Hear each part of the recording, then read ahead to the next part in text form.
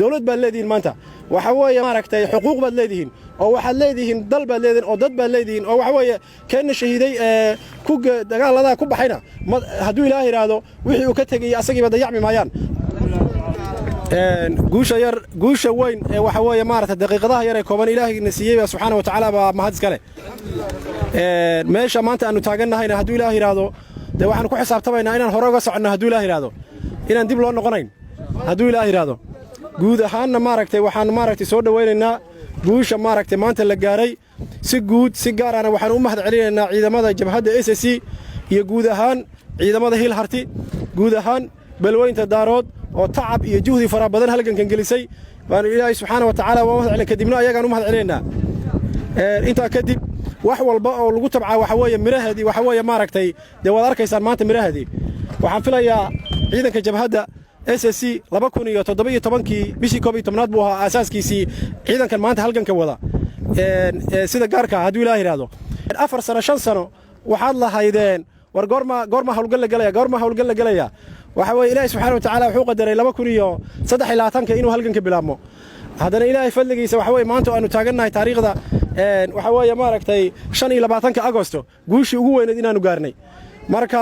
hadduu ilaahay yiraahdo de waxa weeye waad mahadsantihiin boqolkiiba boqol waxa weeye kuweena waxa weeye shahiidayna waxa weeye hadduu ilaahay yiraahdo de kuwa la iloobi doono ma noqonayaan kuwa dhaawacmayna waxaan leenahay ilaahay subxaanahu wa ta'aala noo boogadhayo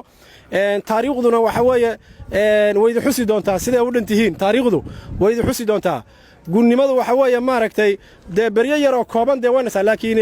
de dadka iyagu ama deegaanka ama dadka iyagu maysan ahayn dad gunnimada waxa weeye maaragtay de qayiba ama iska dul saarnada maysan ahayn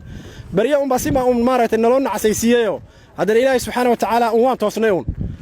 in annaga nagamida un baa baraarugtay kadibna dadkii oo dhan baa wada baraarugay kadibna waxa weeye maanta sharafkan iyo cisigan maanta aanu haysanno ee aanu dhex taagannahay baa waxaa nalooga baahan yahay dee inaannu maaragtay ilaashanno waxaad ogtihiin si guud balweynta SSC ama guud ahaan deegaanada SSC dadka ku nool oo ugu horeeya beesha dhulbaahante dee inay maamul samaysteen inay madaxweyne samaysteen madaxweyne ku-xigeen samaysteen guddi golo inay samaysteen waad ogtihiin marka waxaanu idinkala dardaarmaynaa inaannu nidaam iyo maamul leenahay in waxa weeye ismaqalka la ilaaliyo waxa weeye maaragtay maamulkeenna waxa weeye waad aragteen tacabka iyo juhdiga iyo ilaa iyo ismo ilaa iyo cuqaal ilaa iyo madax iyo waxa weeye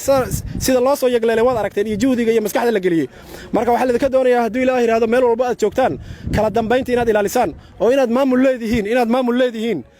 maamul leedihiinna inaad ogaataan hadduu ilaahay yiraahdo sidii waagii hore inaanan ahaynoo dee iska kala daadsanaantii iyo waxa weeye maaragtay burburkii dadka ku kala dhex jiray iyo reeraysigii in laga soo gudbay dawlad inaanu maanta nahay dawlad baad leedihiin maanta waxa weeye maaragtay xuquuq baad leedihiin oo waxaad leedihiin dal baad leedihiin oo dad baad leedihiin oo waxa weeye keena shahiiday